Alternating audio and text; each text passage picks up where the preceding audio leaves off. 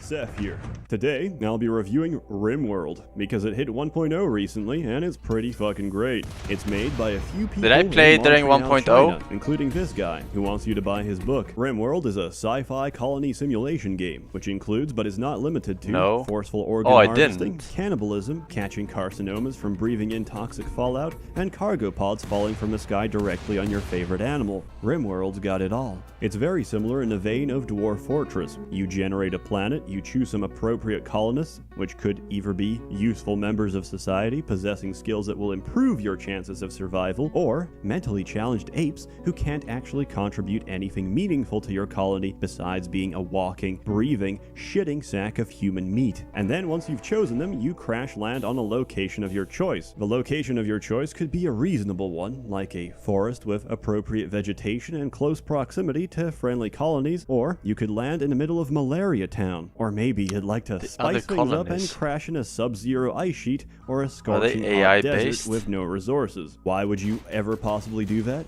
Because it's fun. Your ultimate goal? Get yourself a working ship and get the fuck off this planet. But surviving that long and managing the combined autism of multiple colonists who think beating the shit out of each other just prior to a pirate raid is a good idea will make that exceedingly difficult. When starting a new game, Rimworld asks you to choose from a selection of 3 different AI storytellers. These influence the event and the frequency at which they occur as part of your colony's story. In no particular order, they are Cassandra Classic, who will progressively increase the challenge your colony experiences by sending a pack of alpha beavers to eat all your trees 5 times in a row. There's also Phoebe Chillax, who suffers from bipolar disorder. She does absolutely nothing for several months, making you question whether or not the game is broken. Then she'll send 2 hordes of pirates with sappers who will dig for your defenses while all of your colonists simultaneously catch intestinal parasites from not wearing appropriate protection when eating ass. And then there's Randy Random. Randy doesn't hide the fact that he's out for your blood and doesn't actually give a shit what happens to your colony. Events will happen,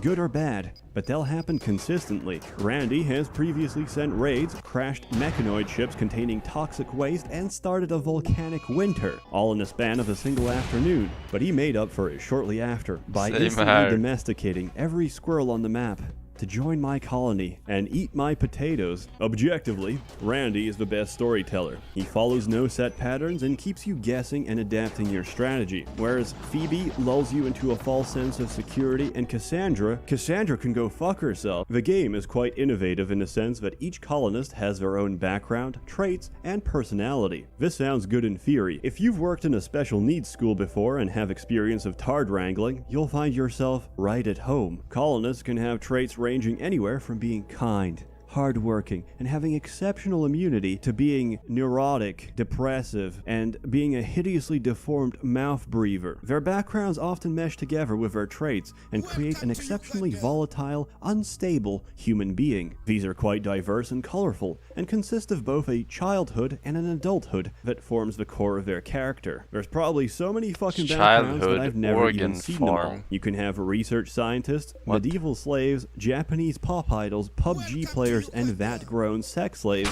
all living in the same colony. Or you can get a special snowflake who, due to their pampered childhood and traumatic adulthood, can do no useful work and sexually identifies as limestone. I recommend stripping these people nude, handing them some dog food, and sending them out to the wilderness. Don't worry, they'll be fine. Oh shit, she got captured by pirates. Don't worry.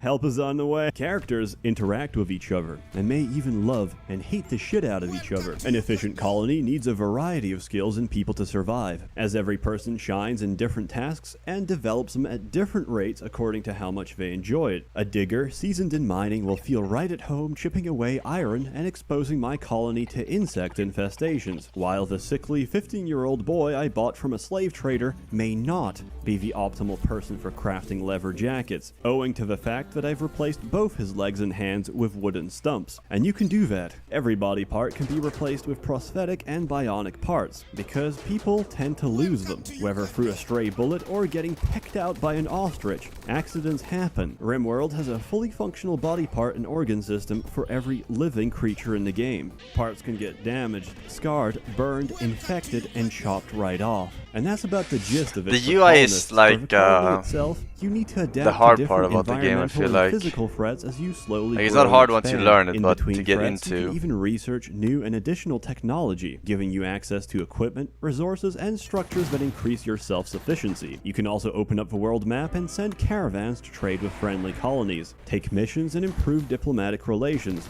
You can even start additional colonies, get ambushed by flesh-eating turtles, build pod launchers, and fire a dozen super soldiers dressed in power armor straight into a colony and commit genocide. Rimworld 1.0 really has it all. Aside from handling food, energy, appropriate accommodations, and clothing, defense is probably your most important priority. No matter how well your colony is doing, an unexpected attack can decimate your entire base. Luckily, the AI is pretty predictable, and even the smarter AI patterns can be learned and manipulated. This leads to people I think I will do another run at one point. Sadistic kill boxes, labyrinthine trap mazes, Romanian corpse freezers, engineered cave-ins, and I do remember some of the first ovens. one. Temperature dynamics work quite nicely in this game, so one of my favorite defensive strategies is to bait if I play on the raiders into Cassandra entering my one, will base she through tell a me narrow, like, oh, creeping tunnel of you should do this granite, first, as they manage to slowly crawl halfway through the Wait, they tunnel did that on quickly Random go Rounded all too. Edgar Allan Poe on them and seal the entrance behind them. Since we don't want our guests to get cold, I tell one of my colonists to start a nice roaring fire near the exit using some conveniently placed furniture. We seal the door shut,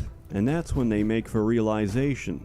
The walls are covered in scratches. The tunnel heats to several hundred degrees Celsius. Clothing ignites, flesh fries, and skin melts off a bone. Each man will dig and claw at the walls in futile desperation, tearing their nails out while their organs boil. And then Randy will drop a cargo pod containing milk. The best trait, of course, is psychopath. That's a bit of a segue, but I felt that I should talk about my current colony. I exclusively recruit psychopaths because they practice what I call moral relativism, and I practice what some would call an organ harvesting operation, which personally I find to be a very offensive and bigoted term to describe non-consensual organ arbitrage. Why do I do it? Because it's very profitable. A human in Rimworld can provide you with free healthy organs before they need to rest. One of his kidneys, one of his lungs, and a free choice between his liver or heart. My colony makes every attempt to grow smoothly and weed out undesirables who can't adapt to corporate culture. This one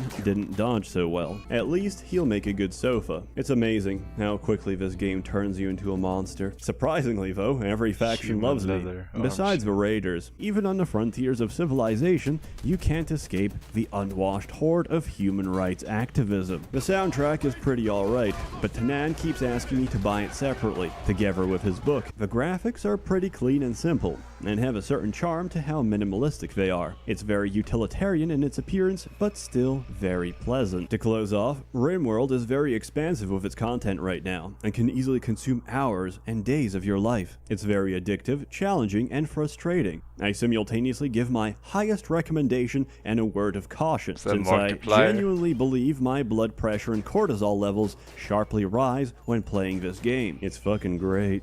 And there's always mods to fix all the broken shit.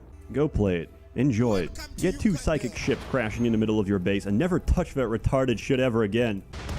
Oh, at least Randy sent me more milk. A warm thank you to the many members of the Merchants Guild, which have been generously funding and bankrolling these videos. You're all truly wonderful. Have a good one. We'll give it another shot.